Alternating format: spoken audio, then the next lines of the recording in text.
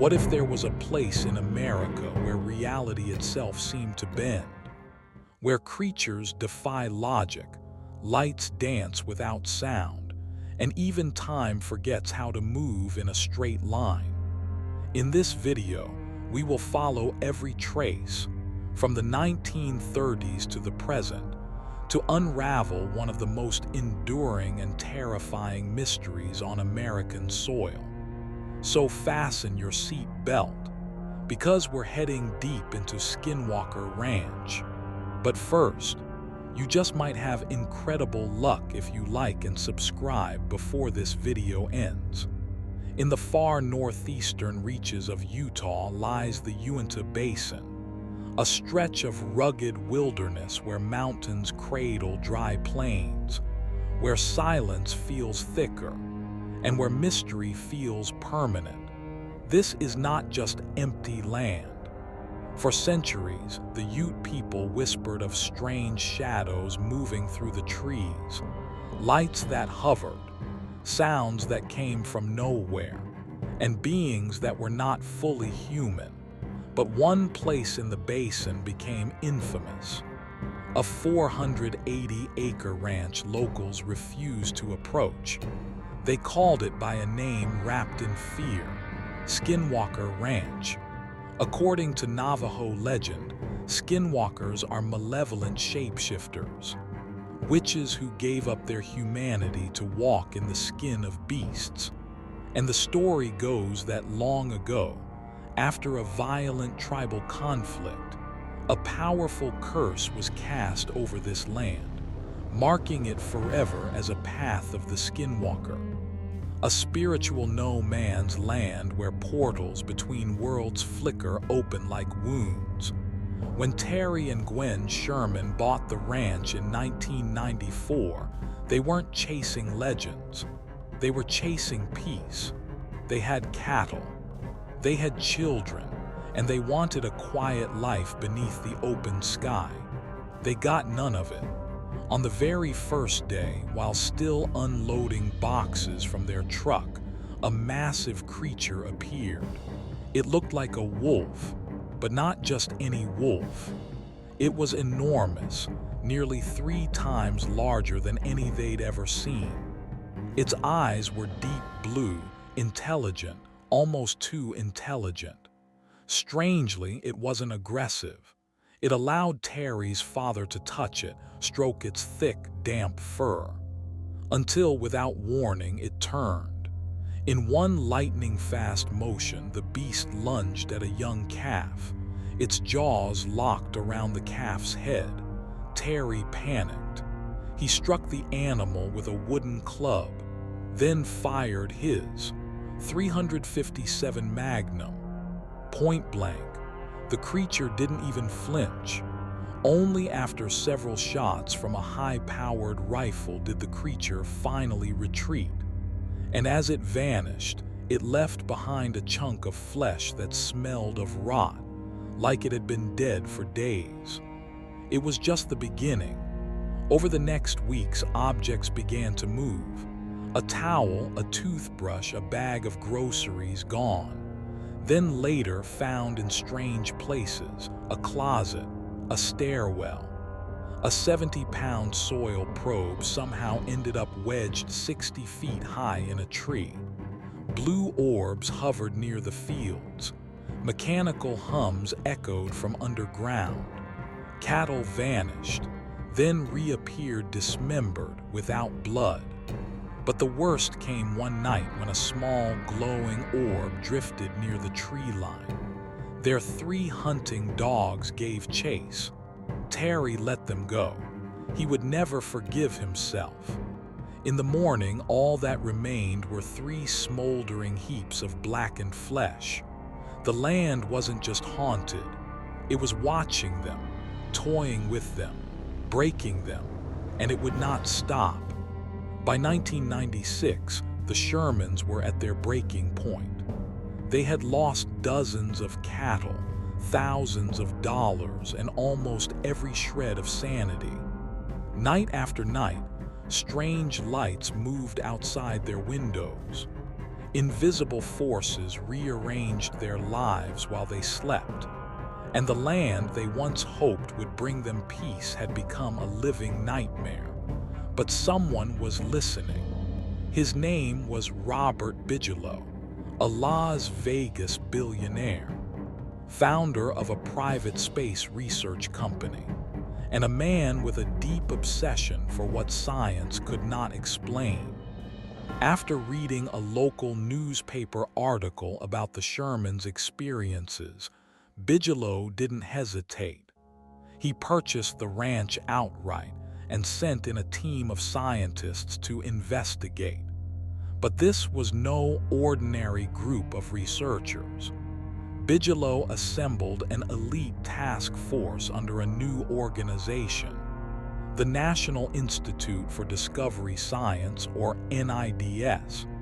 The team included physicists, biologists, veterinarians, psychologists, and even military intelligence officers.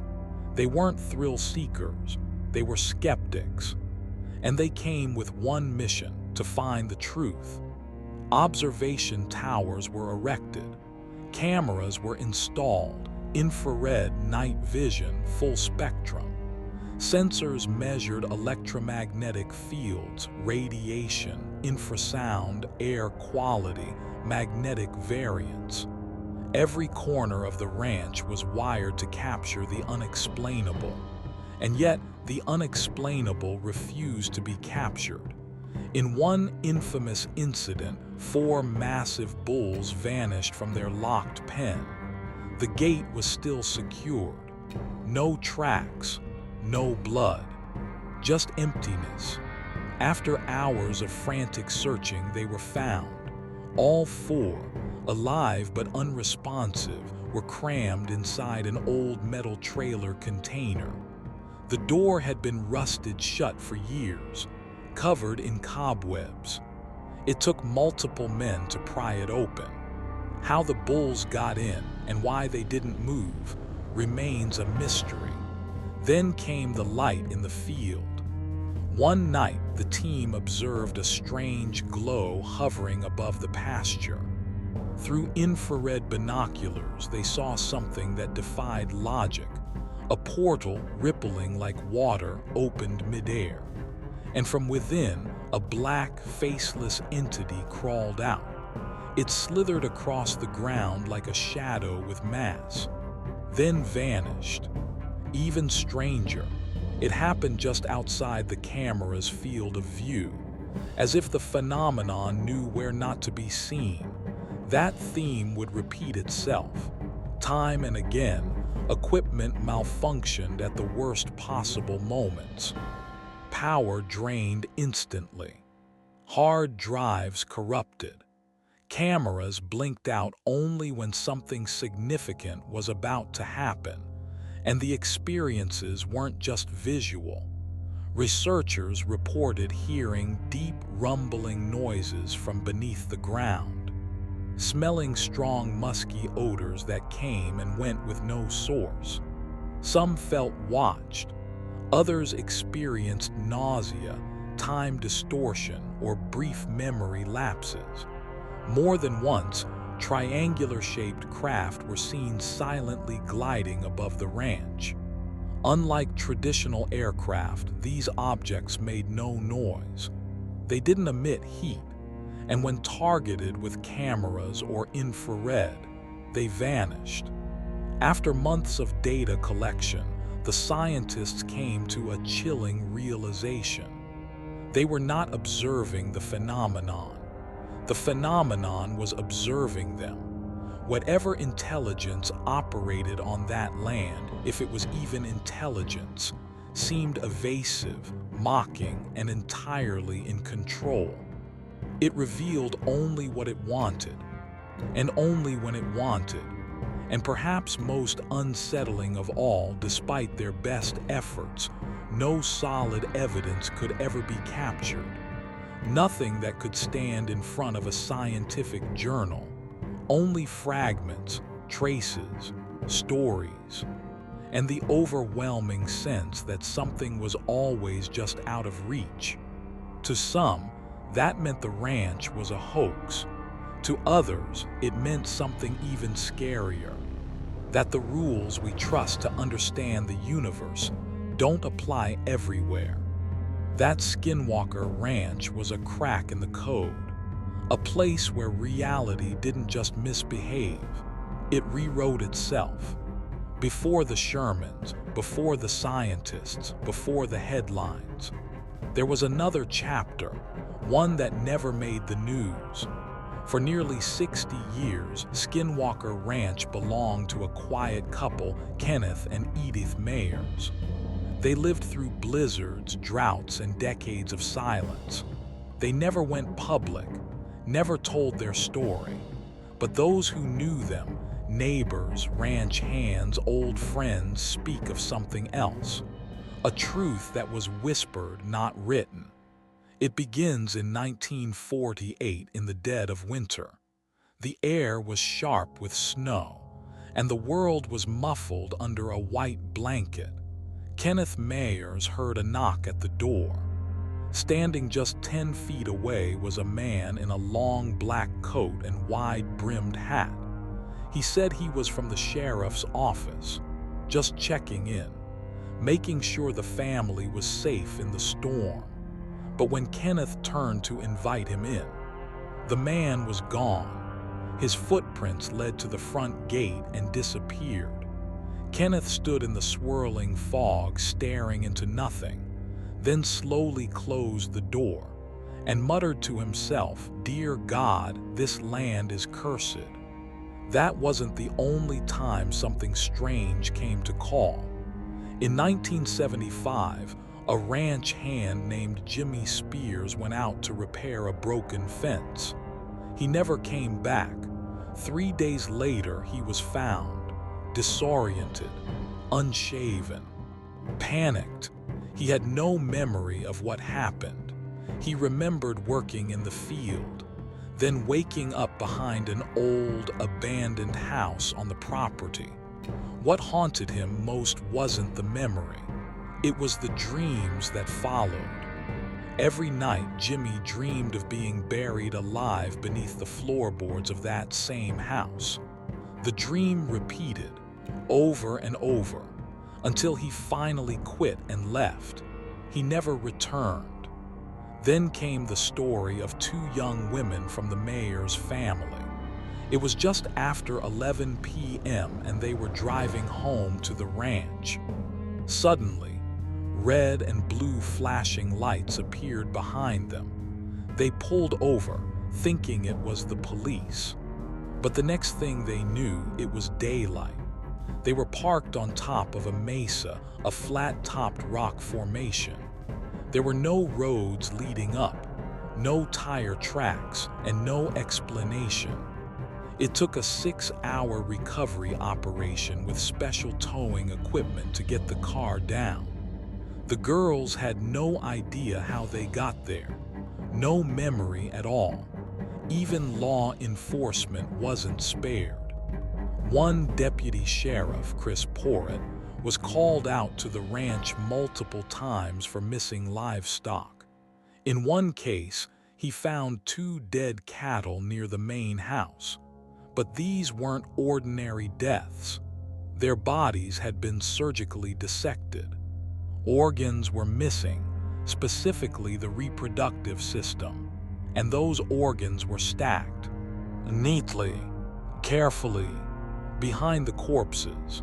Nearby, a 23-foot depression in the grass marked something heavy having landed. The shape matched perfectly with a cigar-shaped craft. In another bizarre event, 3 calves disappeared in broad daylight. After hours of searching, they were found inside a locked storage shed. The latch was rusted, the door sealed. Covered in cobwebs, the animals were frozen in place, motionless, staring blankly. Only when someone splashed cold water on them did they snap back to life, bolting in panic. But perhaps the most chilling story came from 1981. A Ute boy named Roland Makuk had gone hunting near the mesa. A storm rolled in, so he and a friend took shelter in an abandoned cabin. That night, they heard footsteps, then scratching on the walls, then something even more terrifying. Fresh, human-like footprints appeared in the snow outside, and from the trees something stepped out, 8 feet tall, with the body of a man and the head of a wolf. It growled. The boys fired their rifles, and the creature vanished into the woods. But it didn't end there. Roland says that ever since that night, he hears scratching at his windows. He hears growling just outside his door. And for over 40 years, the nightmares have never stopped. They weren't just stories. They were experiences carried in silence. Because in a place like Skinwalker Ranch, talking about it might bring it back, or worse, make it real. Long before the ranch had a name, the land had a warning, passed down through generations of Navajo and Ute elders. They spoke of a curse, of beings that walk in shadow, of a boundary that should never be crossed. To the Ute people, Skinwalker Ranch lies in a forbidden corridor, a place where the veil between worlds is thin, where skinwalkers, shape-shifting spirits, roam freely. Not folklore, not fantasy, but lived experience. In 1981, a Ute teenager named Roland Makuk was hunting near the mesa. A storm rolled in, and he took shelter in an old cabin. What happened that night would haunt him for decades. He and his friend heard scratching outside, then saw footprints in the snow, bare, human-shaped but massive. From the tree line, a creature emerged, tall, muscular, with the head of a wolf. They fired in fear. It fled. But ever since, Roland hears noises outside his home, scratching, growling, and dreams he cannot escape. To this day, he says, "I never stopped hearing it, even when I moved away." For the local tribes, Skinwalker Ranch isn't just haunted. It's sacred, it's dangerous, and it's alive. As the stories from Skinwalker Ranch spread, so did the skepticism. Some said it was all a hoax, that the Shermans invented everything to sell the land at a higher price. But that theory unraveled quickly. Why? Because reports of strange phenomena on this land long predate the Sherman family, and they come not from one voice, but from dozens. Ranch hands, neighbors, sheriffs, native elders, all telling pieces of the same impossible puzzle. Still, others reached for a different explanation, one darker, more modern. What if Skinwalker Ranch wasn't cursed, but monitored? Terry Sherman himself wondered, had he and his family become test subjects in some classified government experiment? It would explain the glowing orbs, the mind-altering fields, the technological precision of some phenomena. After Robert Bigelow's team left in 2016, many thought the mystery would fade. It didn't. The activity never stopped. And in some ways, it got smarter, quieter, harder to trace. That's when a new theory emerged, one that turned Skinwalker Ranch from an outlier into a pattern. Around the world, there are other places like it. Remote zones where people report. A warped time, a shifting light, a lost memory, a creatures that vanish, machines that fail for no reason. Researchers now call them reality leak zones, places where our dimension might bend, crack, or bleed into something else. And Skinwalker Ranch might just be the most visible tear in the fabric of reality, a living seam between what we know and what we're not meant to see. If everything we've heard is true, then Skinwalker Ranch isn't just a place. It's a message, written into the land, etched into generations. A reminder that the universe is far less stable and far more alive than we think. But maybe the real question isn't what is happening there. Maybe it's why. Why do these forces reveal themselves only in glimpses? Why do they evade cameras but never the human mind? Why do they leave behind fear, awe, and silence? Perhaps Skinwalker Ranch is not trying to hide. Perhaps it's testing us, waiting for the right eyes, the right minds, the right moment. And perhaps you, watching this, have already felt something like it. A moment of reality bending, of time skipping, of something watching you but never showing itself. If today's story reminded you of something, a dream, a place, a feeling you can't explain,